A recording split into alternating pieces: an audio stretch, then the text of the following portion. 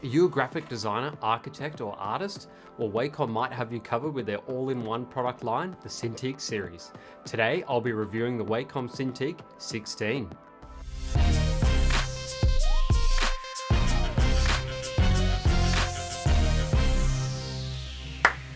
Okay, I want to preface this video by saying that I received the Cintiq 16 as a review copy from Wacom. So a big thank you to Wacom for doing that for a small YouTuber. That being said, this will still be an honest, impartial review from me. Okay, let's get into it.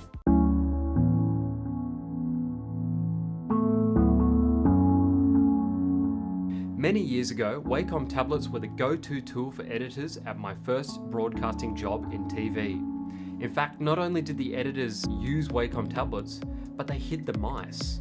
It was something I had to come to grips with very fast, as it was a sink or swim scenario as part of the job. I either adapted to using this alien technology fast, or I'd be out of a job. Well, maybe not that bad, but using a mouse was discouraged, and you certainly want to make an impression when you start a new job. I literally had to figure out how to hold and use the Wacom pen overnight and hit the ground running. At first, it was like using ice skates for the first time. I was a little bit all over the place, but within a week or so, I was at home with the Wacom. So much so that when I finished my contract and went on to a new editing job where they use bog standard mice and keyboard combo, I felt my productivity and efficiency faltered a tad. Fast forward 10 years, and I really haven't used that many Wacoms in that time. Partly due to a lack of funds, but more so because I pivoted into production and the camera side of TV. Okay, a little known fact is that I work in part for an international publisher as a production manager for a monthly art magazine. You could say that the bulk of that role is doing graphic design for the magazine. So when Wacom reached out to me to review their Cintiq 16, I said absolutely. I think this has the potential to be a truly useful tool in my line of work. Here's a super fast unboxing.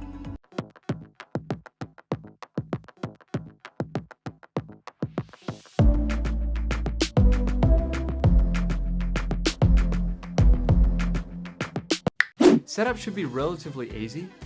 I have a complicated labyrinthy maze of cables that made it a tad challenging to actually physically set up this device, but once that was done, it was effectively plug and play. I had to grab a quick driver to enable the pen to work, but that was no drama. So where does the Cintiq 16 sit in their new line of tablets? It's not the most expensive, nor is it the cheapest. Basically, it sits in the middle. Key specs include, well, it's actually 15.6 inches, it's a full HD 1920 by 1080 display. It is an IPS monitor, but it does come with a Wacom Pro Pen too, and it weighs just under 2 kilograms. Its ports include HDMI and USB out. Based on these specs, the Cintiq 16 sits right in the middle of Wacom's current product range. It's not a 4K monitor, but it is full HD, which is what I need as a bare minimum these days. Specs are all well and good, but what you really want to know is it any good? So I've tested the tablet over the past few weeks, incorporating it into my graphic design and video editing workflow. I've been using it here in Sydney's summer, and it hasn't had any overheating. Not to mention, it's silent running, so it never becomes a distraction. I found using the incorporated pop-out legs for support was adequate for the way that I use a tablet. Though you can buy external stand that was not included in my review copy, but I don't think you need it for a 16-inch tablet, maybe if you're going for the much larger 24-inch model.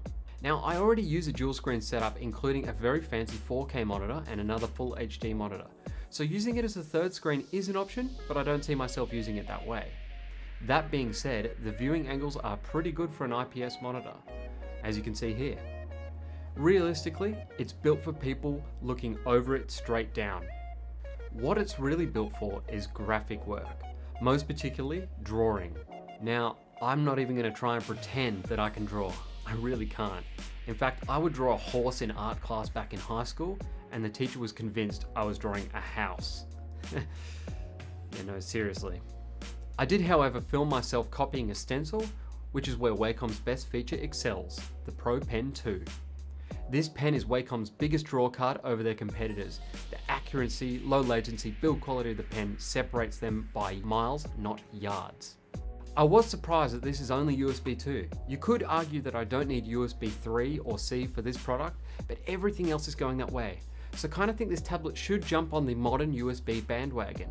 Okay, for the price, it was never going to be 4K. However, I'm so used to that workflow that I wouldn't use it as my main InDesign monitor.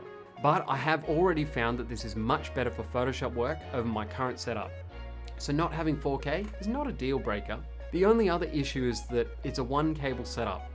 I know this should really be a positive, but for my limited space with my desktop on one side and the PowerPoints on the other side of the room, this one cable limits where I can physically put the actual tablet. I wish it was another meter before the split joint in the cable.